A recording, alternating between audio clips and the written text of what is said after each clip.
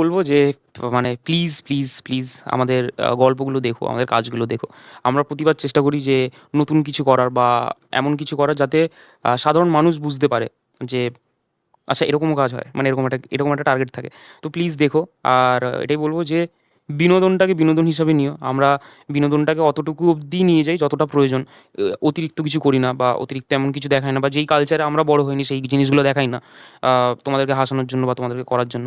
Even যারা creator আছে, যারা বা আর্টিস্ট আছে, যারা নতুন নতুন কাজ করেছে, তাদেরকে একটাই কথা বলবো যে অল দ্য বেস্ট। তোমরা লেগে থাকো, কাজ করো, ভালো কাজ করো। ভালো কাজেরই একদিন দাম আসবে। কারণ ওইটাই যে ইনস্টাগ্রাম খুলে দেখবে, দুদিন পর ভুলে যাবে, তোমার জায়গায় রিপ্লেসমেন্ট হয়ে যাবে। বাট তুমি যদি সঠিক আর্টিস্ট তৈরি হও, তোমার জায়গায় কোনো কেউ রিপ্লেস করতে পারবে না। মানে গ্রে একটাই হয়, স্লো একটাই হবে, প্রকাশ শিকদার একটাই হবে।